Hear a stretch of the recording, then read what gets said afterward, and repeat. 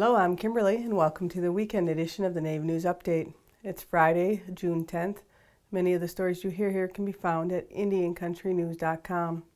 And here's the news for today from the Associated Press and other Native news sources.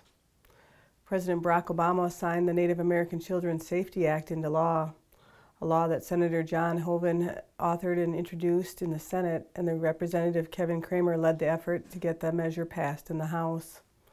The legislation will protect Native American children placed by tribal courts into the tribal foster care system. Before, there was no requirements for Native American tribes to conduct background checks on everyone living in a foster care house. The Native American Children's Safety Act requires background checks to be conducted on all adults living in a potential foster home before a tribal court can place a child in that foster home.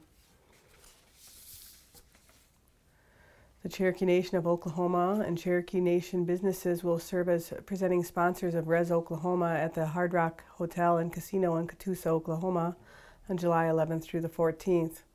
Res Oklahoma will bring together tribal leaders, elected officials, representatives for business, established or aspiring Native American business owners, and many more to learn, brainstorm, collaborate, and network in an innovative and motivational atmosphere.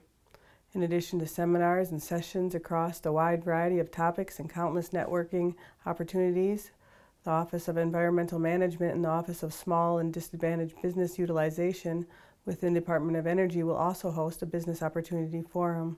The event will again feature its Native American Business Trade Show, a Buy Native Procurement Matchmaking Expo, and an interactive access to Capitol Fair, plus a one-day entrepreneurship boot camp to help assist and strengthen American Indian small businesses.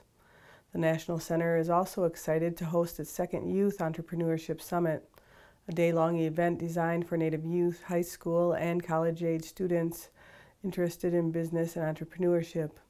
For more information, you can check out res.ncaied.org.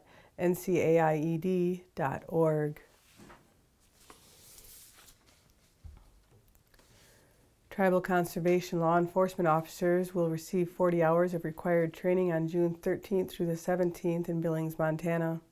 The U.S. Fish and Wildlife Service, Bureau of Indian Affairs Office of Justice Services, Department of Justice, Alabama Fire College Workplace Safety Training, and HUD are training the officers.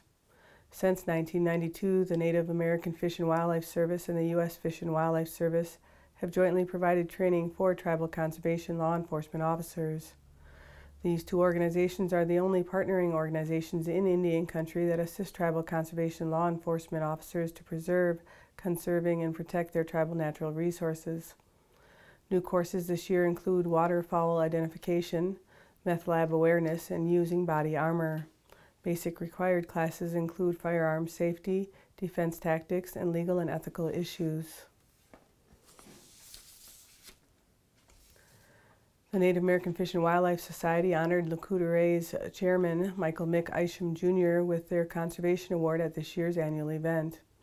The Chief Sealth Award is named after the Duwamish leader who is said to have a publicized speech that argued favorably for ecological responsibility and respect for his tribal land rights in the early days. The Native American Fish and Wildlife Service has been recognizing tribal natural resource managers in Indian country for years for their exceptional and impactful work paving the way for improved management of tribal natural resources. Isham has worked in natural resources for 33 years. He began by volunteering with Northland College's Sigurd Olson Environmental Institute.